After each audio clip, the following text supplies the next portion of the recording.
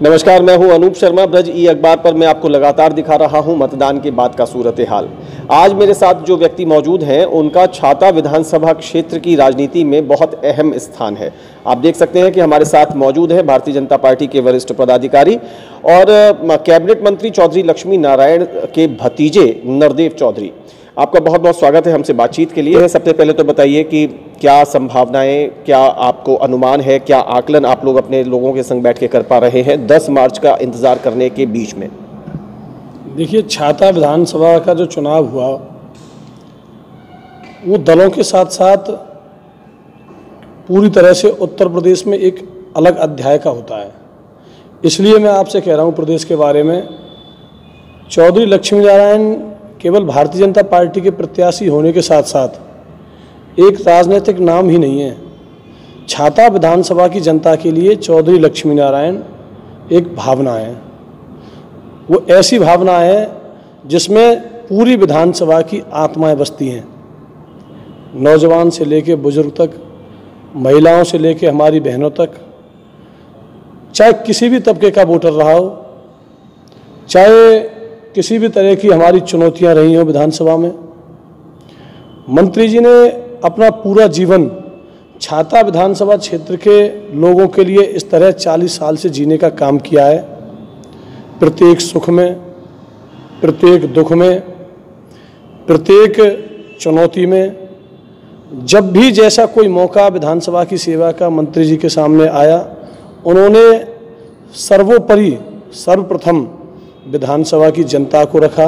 उनके आगे नतमस्तक होते हुए पूरा जीवन उनके चरणों में व्यतीत करते हुए सेवा की, जिसका परिणाम हम सबके सामने 10 तारीख को आने वाला है। जो विपक्ष के लोग थे उन्होंने भी चुनाव को पूरी मजबूती से इस तरह लड़ा कि उन्होंने भी ये सोचा कि अब नहीं तो कभी नहीं। इसलिए जितने यत्न उन्होंने किए, चाहे अभद्र भाषा हमारे प्रति बोली हो, चाहे लोगों को बरगलाने का काम किया हो, चाहे पैसे बांटने का काम किया हो, या फिर पूरे जनता के सामने अपना रोना धोना पीटना शुरू किया हो, मेरे बारे में, मंत्री जी के बारे में, हमारे परिवार के बारे में कोई ऐसी कसर उन्होंने नहीं छोड़ी। उन्होंने ये सोचा अभी नहीं तो कभी नहीं। आप जो जवाब दे रहे हैं उससे बहुत सारे सवाल मेरे जुड़े हुए हैं और मुझे लग रहा था कि मैं वो सारे सवाल करूंगा तो लग रहा है कि जवाब तो आपने देना शुरू कर दिया, फिर भी वो सवाल जरूर आएंगे। पहले आपने कहा कि भावना एक जुड़ी हुई है, एक भावना है, वो लक्ष्मी नारायण चौधरी उनका नाम नहीं है, वो 40 सालों की एक भावना है। ठीक इसी तरीके से अगर हम ठाकुर तेजपाल सिंह जी की बात करें, वो भी तो वहाँ की एक भावना है। और उसी भावना में अभी आपने जब कह दिया कि अभी नहीं तो कभी नहीं और अपना रोना आदि आपने जो शब्द बोले, तो वहाँ जाके ये था कि भाई देख लो मैं तुम्हारा हूँ और मुझे ये चुनाव ये मान के कर लो कि ये मेरा आखिरी भी हो सकता है। तो वहाँ भी तो भावनाएं उमड़ी होंगी ना? इसका जवाब मैं आपको बड़ी आसानी से दे सकता हूँ। देखिए, मंत्री जी और तेजपाल सिंह की तुलना बिल्कुल ऐसे ही होगी जैसे ज़मीन और आसमान की तुलना। कहाँ मंत्री जी, कहाँ तेजपाल सिंह जी। हालांकि मेरे वो भी पूजनीय पिताजी के बराबर हैं, मैं उनका बहुत सम्मान करता हूँ, मंत्री जी से भी ज़्यादा सम्मान करता हूँ। तो फिर भी ऐसा बोलता हूँ, लेकिन आप मतलब अंकुश नहीं लगता आपके ऊपर। हालांकि इस पे सवाल मेरा आएगा, सब कुछ करता हूँ लेकिन फिर भी मैं अपने ऊपर अंकुश नहीं लगा पाता हूँ। मैं तो बोलूँगा, मैं नरदेव चौधरी जो हूँ। आप बिल्कुल बोलिए। मैंने ये बात इसलिए कही, मेरे स्वर्गीय पिताजी चौधरी लेखराज सिंह जी MLC जो आज इस दुनिया में नहीं है। आप मुझे बताइए, जो आदमी 3 बार विधायक रहा हो, 4 बार से हार रहे हो चुनाव, लगातार मंत्री जी के साथ 40 साल से कॉम्पिटिटिव राजनीति कर रहे हों, उनको ऐसे किसी आदमी के बारे में अपशब्द बोलना जो दुनिया में ही नहीं है, क्या शोभा देता है? उनको, जहाँ तक हार जीत की बात है, आपने मुझसे पूछा, 40 साल में मंत्री जी भी इतने ही चुनाव हारे जितने तेजपाल सिंह जी हारे। मंत्री जी भी इतने ही जीते अब से पहले जितने तेजपाल सिंह जीते। लेकिन मंत्री जी चाहे चुनाव हारे हों चाहे चुनाव जीते हों, मंत्री जी का हर चुनाव में वोट % बढ़ा। हारने वाले में भी बढ़ा, जीतने वाले में भी बढ़ा, और उसके बाद जीत के हारने वाले में भी फिर ऊपर वोट बढ़ के आया। जबकि तेजपाल सिंह जी को आप देखेंगे, जिस चुनाव को जीते उससे अगले चुनाव में 50 से सीधे 15% वोट उनका आया। एक बार 95,000 आया, उसके बाद सीधा 50,000 आया। एक बार 48,000 आया, उसके बाद सीधा 23,000 आया। तो बात वोटों की नहीं है केवल, ये तो समय का बदलाव है। चुनाव तो हारने जीतने कोई लड़े जाते हैं।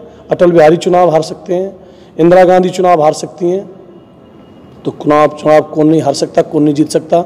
एक सवाल है, मुझे लगता है मैंने कहा कि शायद आपको थोड़ा सा सुखद लगे, संतोष लगे। बहुत समझदारी से मैं सवाल कर रहा हूँ, बहुत समझदारी से इसका जवाब चाहता हूँ। लोग ये कह रहे हैं कि छाता विधानसभा क्षेत्र में अगर इस बार का चुनाव चौधरी लक्ष्मीनारायण हारते हैं तो उसकी वजह नरदेव चौधरी होंगे। वहीं एक बड़ा तबका यह भी कह रहा है कि छाता विधानसभा क्षेत्र में चौधरी लक्ष्मीनारायण अगर इस बार चुनाव जीतते हैं तो उस जीत की वजह नरदेव चौधरी होंगे। जरा इस दोनों को समझने की मैं समझना चाहता हूं और मुझे आप समझाइए। देखिए, आप पब्लिक में रहते हैं, हो सकता है आपसे दोनों बातें पब्लिक ने कही भी होंगी, लेकिन जिस दिन उत्तर प्रदेश में आचार संहिता लागू हुई 6 जनवरी को, उसी दिन मैंने ये ठान लिया था। मेरी अपने साथियों से बात हो रही थी क्षेत्र में बैठ के, यही सवाल उन्होंने मुझसे किया था जो आपने आज मुझसे किया। यदि मंत्री जी चुनाव हारे तो उसमें भी आपकी बहुत बड़ी भूमिका रहने वाली है, और जीतेंगे तो उसमें आपकी केवल भूमिका रहने वाली है अकेले की। मैंने चुनौती स्वीकारी, और मैं आपको कम से कम 100-200 ऐसे साथी बता सकता हूं जिनके सामने मैंने ये बात की।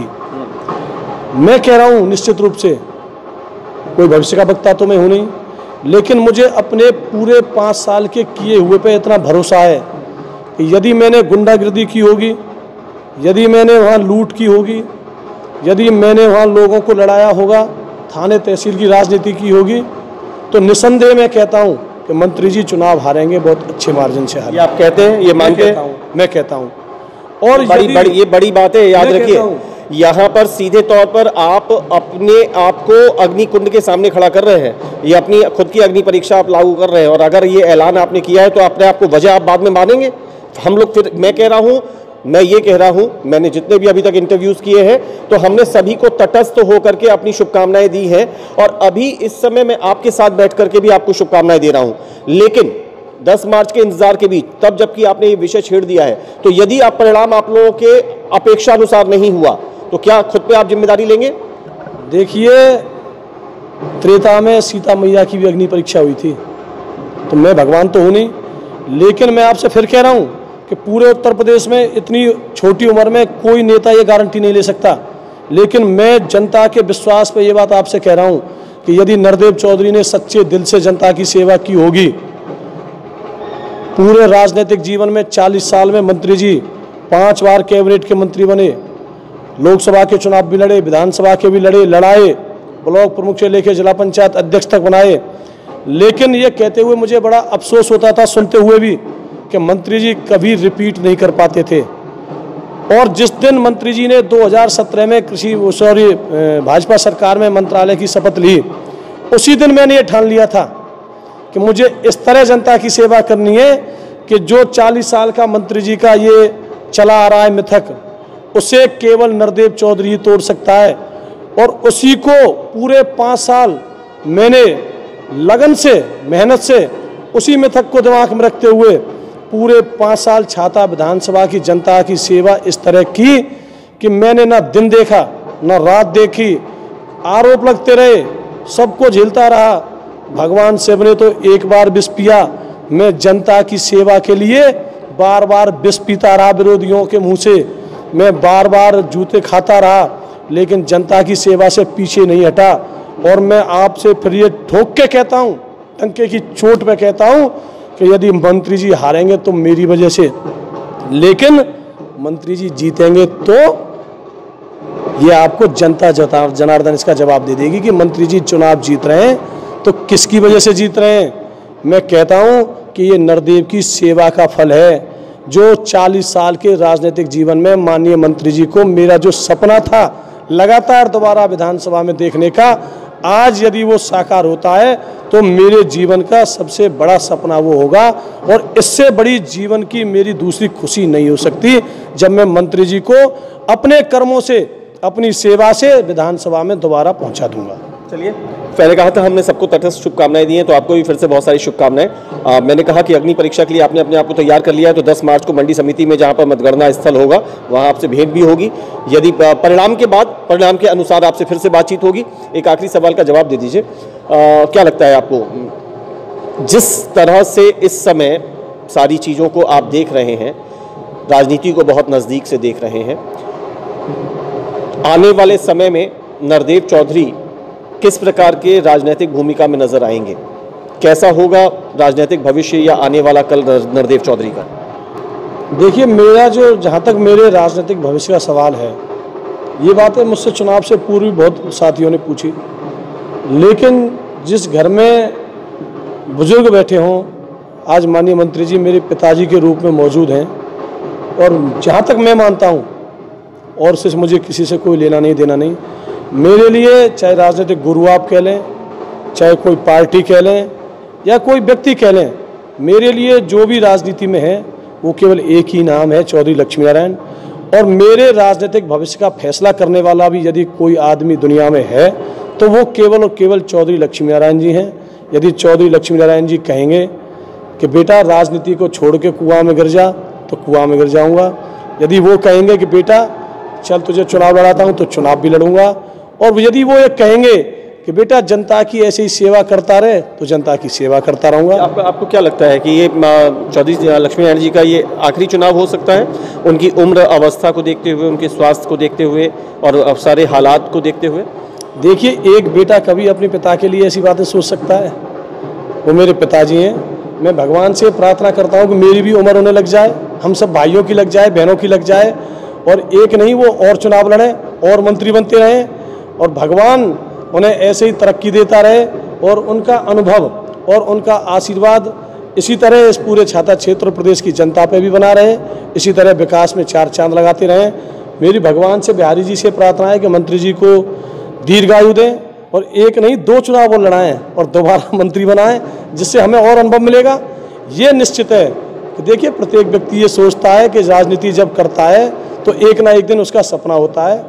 मैं फिर आपके चैनल के माध्यम से पूरी अपनी समस्त जनता जनार्दन को बताना चाहता हूं कि जो भी मंत्री जी चाहेंगे, नरदेव चौधरी केवल वही करने को तैयार है। और दूसरी बात मैंने अपने जीवन में ना सीखी है, केवल चौधरी लक्ष्मी नारायण जी को ही मैंने पिता माना है, भगवान माना है, राजनीति में अपना सब कुछ माना है, और पूरा जीवन उनके ऊपर ही मेरा ये न्यौछावर है। के लिए अपनी गर्दन कटाने को तैयार रहूँगा, उनकी सेवा के लिए, उन पर कोई आँच नहीं आने दूंगा, ये मेरा वादा है आपसे। चलिए, बहुत बहुत शुक्रिया नरदेव जी हमसे बातचीत के लिए। तो बहुत सारे सवाल और बहुत सारे जवाब, बेबाकी से सवाल और बेबाकी से जवाब। ये थी नरदेव चौधरी से हमारी खास मुलाकात। 10 मार्च का इंतज़ार है, लेकिन उसके बीच में उनका दावा आया है कि 40 सालों से जो एक भावनात्मक जुड़ाव चौधरी लक्ष्मी नारायण ने छाता क्षेत्र की जनता के साथ कर रखा है, वही छाता क्षेत्र की जनता एक बार फिर उन्हें विजय दिलाएगी। लेकिन फिर भी इंतज़ार तो 10 मार्च का करना ही है। ये थी हमारी बातचीत नरदेव चौधरी के साथ। मुझे मेरे साथी सुनील शुक्ला के साथ इजाज़त दीजिए, और मेरी एक रिक्वेस्ट है कि अगर आपने हमारे ब्रज ई अखबार यूट्यूब चैनल को सब्सक्राइब नहीं किया है तो उसे प्लीज़ ज़रूर सब्सक्राइब कर लीजिए। बहुत बहुत शुक्रिया, नमस्कार।